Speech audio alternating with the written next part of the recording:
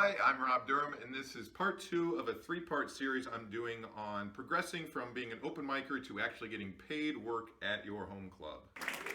He tours clubs and colleges all over. He's just published his third book. Give a nice big round of applause for Rob Durham. In part one, I talked about the three factors you need to be liked by the audience, other comedians, and the club. I covered what your set needs to be like and how to be liked by an audience at a real show. And in this section, I'm going to talk to you about how why it's important that the other comics. Unfortunately, in the comedy world, a lot of times the amount of respect you get off stage has to do with how much they respect your act on stage. So if your material is hacky and not funny, you're not going to get as much respect off the stage. If they don't respect your material, you're not going to get anywhere. Once the veteran comics notice that you're funny, they're going to start to lead you towards some work. Even though every club has a manager, they don't always watch open mic.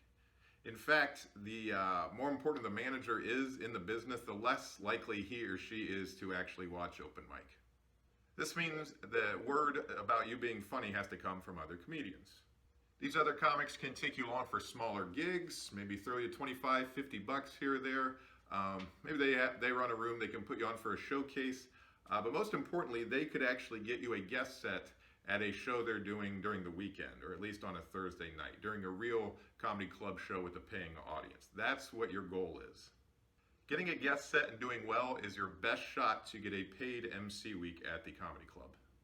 The thing is, they're not going to want to follow you if you're doing really dirty material that doesn't belong at the beginning of a show. If you're making the audiences squirm and moan, they're not going to want to bring you along. They're not going to want to go after you. So you have to adjust accordingly, as I mentioned in part one.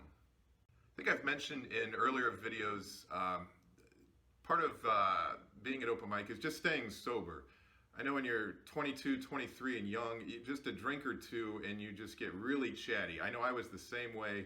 I must have annoyed a lot of people, and nobody ever took me along on the road back then. So stay sober, stay on top of your game, and don't be drunk and annoying. It's best just to listen, keep your mouth shut and just listen to the veteran comics and get information from that.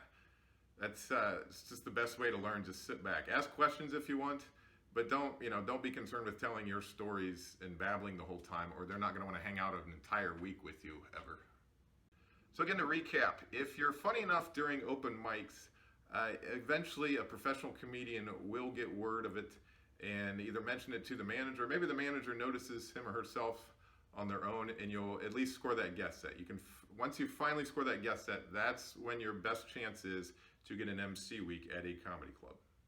Remember, when you're doing a comedy club open mic, do your best set there. Don't try new stuff there. Save that for the smaller bar shows where there aren't any managers at.